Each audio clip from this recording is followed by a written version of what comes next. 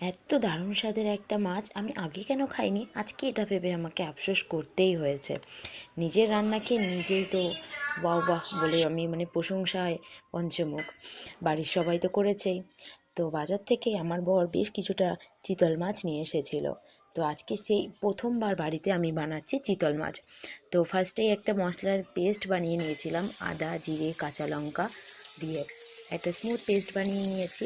এবার কড়াইতে বেশ কিছুটা সর্ষের তেল গরম করে নিয়েছি। এবার মাছের পেটিগুলো এপিট ওপিট করে কড়াভাবে দুপিট ভালো করে লাল লাল করে ভেজে তুলে রেখেছি। এই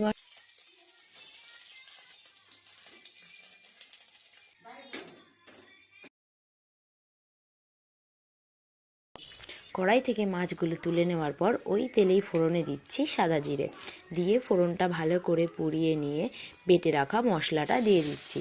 দিয়ে নেড়ে চেড়ে খুব ভালো করে মশলাটা থেকে কাঁচা গন্ধটা যখন দূর হয়ে যাবে, সেই সময় স্বাদমতো নুন, হলুদ আর কালারের জন্য সামান্য একটু কাশ্মীরি লঙ্কার গুঁড়ো দিচ্ছি।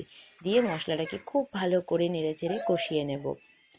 হালকা কষানো হয়ে গেলে দিয়ে দেব কুচো করে রাখা টমেটোর কুচিটা। দিয়ে মশলাটাকে খুব ভালো করে কষিয়ে নিয়েছি। এবার প্রয়োজন মতো জল দিয়ে মশলাটাকে একটুখানি ভালো করে ঝোলটাকে ফুটিয়ে নেব। ঝোলটা একটু ফুটে এলে তারপর একে একে ওর মধ্যে সমস্ত মাছগুলো ছেড়ে দিচ্ছি। ভাজা মাছটা দিয়ে মিনিট পাঁচেক মতো ঝোলটাকে একটু ফুটিয়ে নেব। এতে মাছটা খুব ভালোভাবে সিদ্ধও হবে আর ঝোলটাও একটু শুকিয়ে আসবে।